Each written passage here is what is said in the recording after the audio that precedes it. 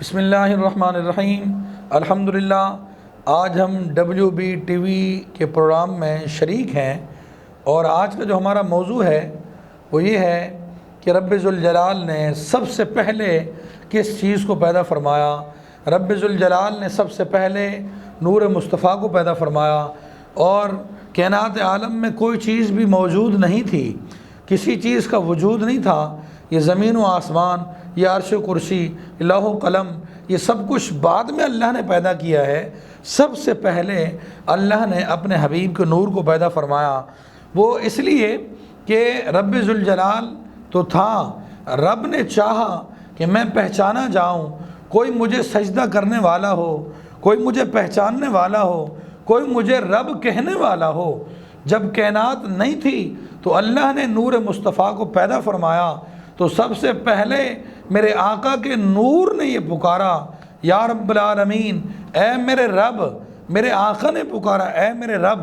سب سے پہلے اللہ کو نور مصطفیٰ نے سجدہ کیا، اور میرے آقا نے پہچانا، تو اللہ تعالیٰ نے چاہا کہ میں پہچانا جاؤں، تو رب ذوالجلال نے اپنے محبوب مکرم نور مجسم صلی اللہ علیہ وسلم کے نور کو پیدا فرمایا ہے۔ اور میرے آقا سے پوچھا گیا، یا رسول اللہ نے کب آپ کو پیدا فرمایا؟ تو آپ نے فرمایا کہ میں اس وقت نبی تھا جس وقت حضرت آدم پانی اور مٹی کے درمیان میں تھے، اس وقت اللہ نے مجھے نبی بنا دیا تھا۔ اللہ اکبر۔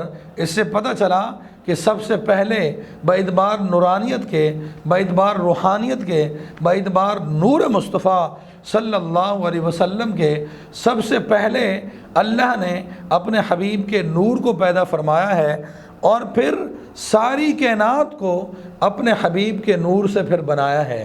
سبحان اللہ، کیا بات ہے کہ اللہ نے سب سے پہلے اپنے حبیب کے نور کو پیدا فرمایا۔ حضرت عبد المطلب رضی اللہ تعالی عنہ، جو میرے آقا کریم کے دادا ہیں، اور وہ فرماتے ہیں، ایک دن میں حتیم کعبہ میں سو رہا تھا، اور میں نے ایک خواب دیکھا کہ ایک درخت زمین سے نکلا ہے، اور درخت بڑھتا جا رہا ہے، اس کی ٹہنیاں بڑھتی جا رہی ہیں، اور اس ٹہنیوں پر پھر بھی لگنا شروع ہو گیا ہے، حتیٰ کہ اس کی ٹہنیاں اتنی بڑی کہ کوئی ٹہنی مشرق سے مغرب تک چلی گئی، شمال سے جنوب تک چلی گئی۔ اللہ اکبر۔ تو میں نے اس خواب کو کسی سے پوچھا کہ میں نے ایک خواب دیکھا ہے، اس کی تعبیر کیا ہے؟ تو آپ فرماتے ہیں، میں نے جب کسی سے اس خواب کی تعبیر پوچھی، اللہ اکبر کبیرہ، تو مجھے تعبیر بتانے والے نے کہا کہ تیرے پشت میں ایک ایسا نور منتقل ہوا ہے، جو رب ذوالجلال تیرے اولاد میں سے ایک ایسا نبی پیدا فرمائے گا جو خاتم النبیین ہوگا، جو خاتم المرسلین ہوگا، اس کا نور تیری پیشانی میں اللہ نے منتقل کر دیا ہے۔ تو حضرت عبد المطلب فرماتے ہیں کہ جب سے وہ نور مصطفیٰ میری پیشانی میں منتقل ہوا ہے، اور میری کیفیت بھی بدل گئی۔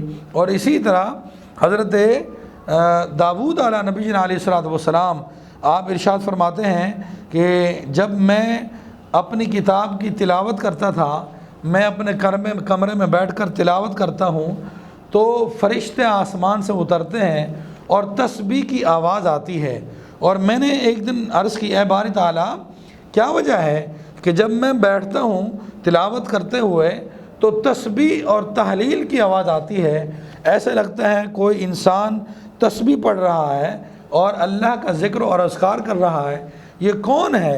میں پریشان ہوں۔ تو رب ذوالجلال نے ارشاد فرمایا، اے داؤد، میں نے تیری پشت میں نور مصطفیٰ کو منتقل کیا ہے۔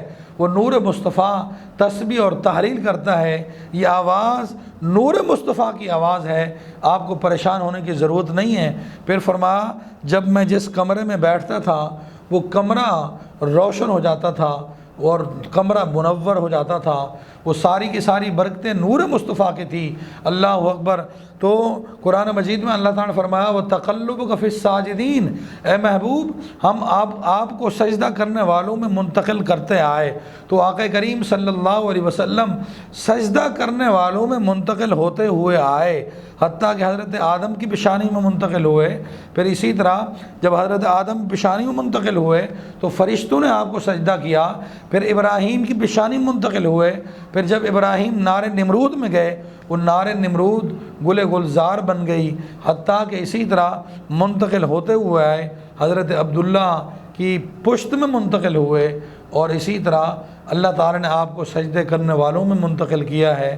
یہ نور مصطفیٰ سب سے پہلے اللہ نے پیدا کیا ہے، اور سب سے نور کے اعتبار سے سب سے پہلے اللہ نے اپنے حبیب کے نور کو پیدا کیا ہے، باعتبار جسمانیت کے، باعتبار جسم مبارک کے، باعتبار جسم عنصری کے۔